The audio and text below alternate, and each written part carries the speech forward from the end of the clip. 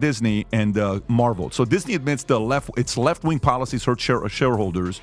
In new SEC filing, Disney is now admitting that it's been slapped by its own customers for its far-left social and political agenda. Disney CEO Bob Iger just had the worst day of his entire career. After 5 failed test screenings of the new Snow White remake, insiders reveal he's in absolute panic mode as audiences rejected the film in record numbers.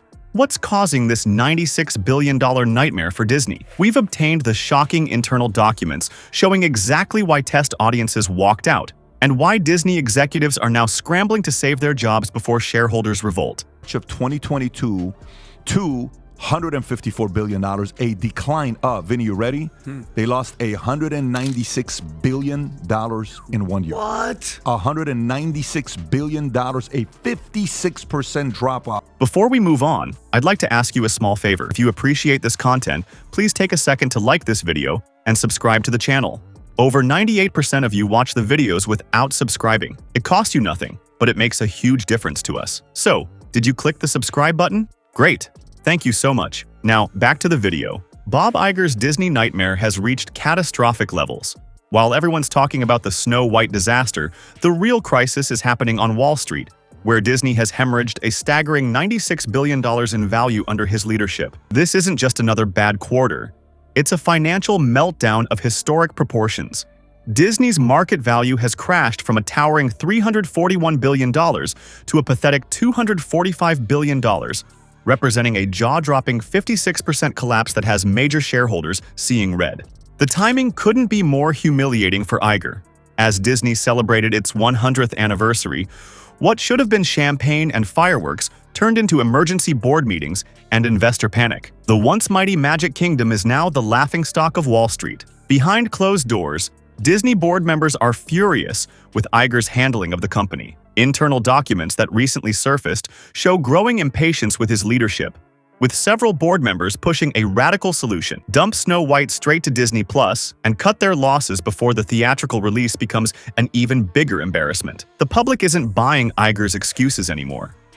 Reed Rubenstein, a former Department of Justice official, delivered a scathing 50-page letter to Disney executives that sent shockwaves through the company. The letter specifically called out Disney for promoting anti-police and anti-white narratives throughout their recent content lineup.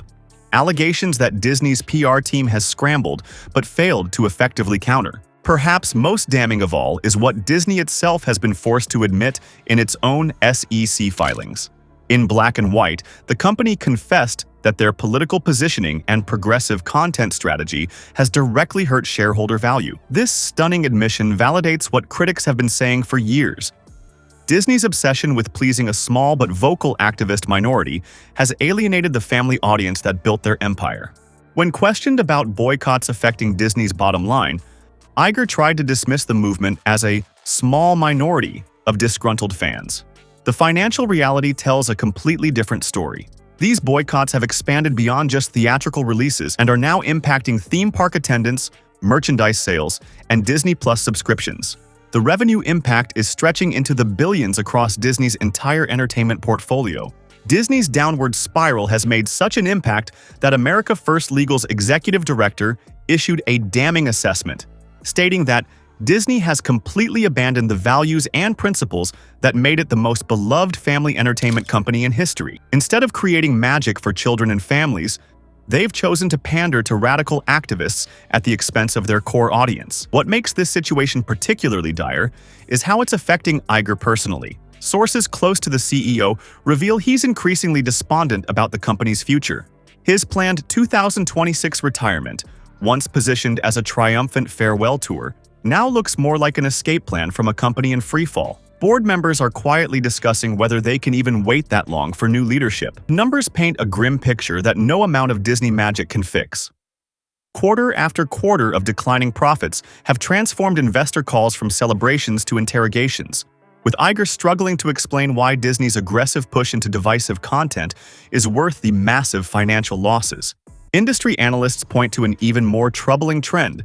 Disney's brand damage may be reaching the point of no return. While companies can recover from bad quarters or failed movie launches, rebuilding trust with a multi-generational audience that feels betrayed by a beloved cultural institution is far more challenging.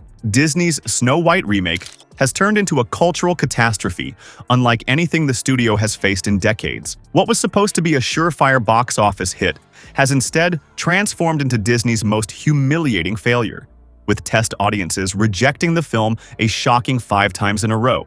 The behind-the-scenes panic has reached levels that insiders describe as unprecedented in the company's modern history. The trouble began when lead actress Rachel Zegler made controversial comments about the original Snow White story that immediately alienated the film's core audience. In interview after interview, Zegler dismissed the beloved classic as outdated and problematic, setting off alarm bells among Disney's most loyal fans. By the time the first test screenings were scheduled, the damage was already severe. But no one at Disney headquarters was prepared for what happened next. Test audiences didn't just dislike the film, they were outraged by it. Multiple sources confirm that viewers actually walked out of screenings, leaving Disney executives stunned and scrambling for answers. The feedback scores weren't just bad, they were catastrophically low, ranking among the worst in the studio's recent history. One Disney insider revealed that Bob Iger himself is now personally involved in the crisis, growing increasingly frustrated with the production team's decisions as the disaster unfolds. Iger expected this to be a guaranteed hit, said the source, but instead, it's becoming the biggest embarrassment of his career. The CGI dwarfs have become a particular focus of audience ridicule. Despite Disney's massive technical resources and nearly unlimited budget, test audiences have described the digital characters as cheap-looking and lifeless, a devastating assessment for a studio that built its reputation on groundbreaking animation and visual effects. In response to the mounting crisis, Disney has launched a desperate last-minute rescue operation. Teams of writers and editors are working around the clock to rewrite and cut scenes they believe fans will hate most intensely. But according to multiple insiders, these frantic efforts may be too little, too late. The film's fundamental problems run much deeper than a few problematic scenes. Iger's public handling of the situation has only poured gasoline on the fire. Rather than acknowledging legitimate concerns, he dismissed critics and boycotters as insulting and inflammatory, further alienating the very audience Disney needs to win back. This defensive posture has created an impossible situation where even addressing the film's problems is seen as an admission of failure. The Snow White disaster perfectly encapsulates everything that's gone wrong with Disney's current approach to filmmaking.